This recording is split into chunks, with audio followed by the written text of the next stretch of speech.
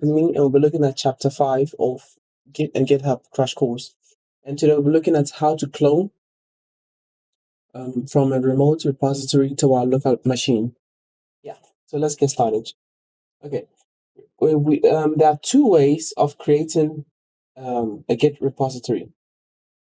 The first way is to initialize using the Git init, and then the second way is to clone a repository that already exists from the cloud onto our local PC.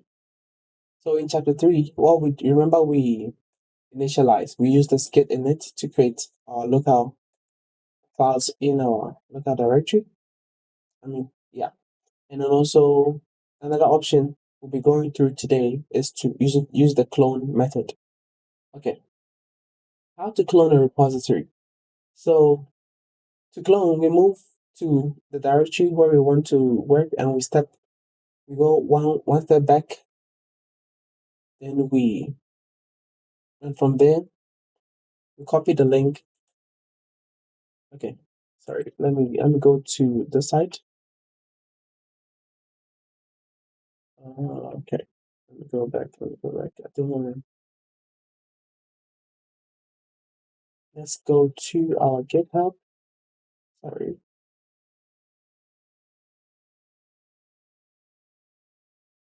Okay, so this is our GitHub repository, and then from here we have to copy the code. This is the code to our URL, our universal resource locator. So we just copy it. You can either copy it, or you can Control or Control A, then you copy. So from there, we're gonna go to our local repository, the one in here. We go back by one. Yeah. So now what we're gonna have to do is let's look at something. You see the number of files we have, right? Okay. Now we're gonna clone. Let's clone to see what happens. Hit clone.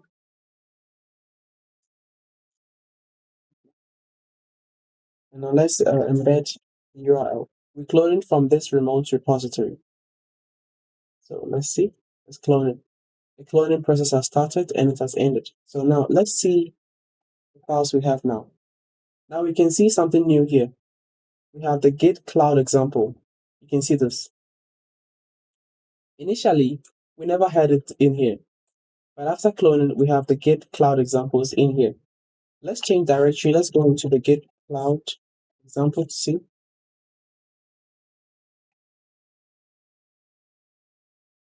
And remember, in our previous chapter, we only created only two files in our cloud. In here, we got only hello.txt and note.txt. Those are the only two things that we created. So now we've been able to clone. So you can either clone your own, or you can clone from other people's repository. That's also fine. Yeah. So that's how we clone.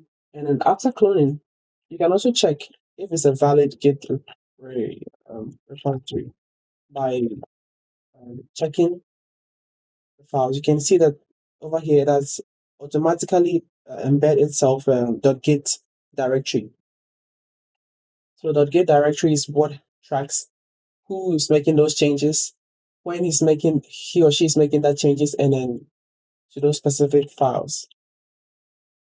Sometimes you can also go into Git to see what exactly is inside. So these are the type of things you will see inside the Git directory. We've got so many things, including the config. Let's see what's inside. So we can keep going in and in and in to see, but let's go back. Okay. So we've successfully cloned our remote repository to our local machine. And then, yeah. So those are the two files that we have in our system now. And to check, after checking this, we can see that this .git file does exist. So it's really a Git um, um, based directory. Okay, thank you so much for being here. In case there's any question, you can type that in the comment. I'll attend to that. Okay. Thank you, Vincent, for being here as well. And No problem. hoping to catch you in the next one. Bye bye.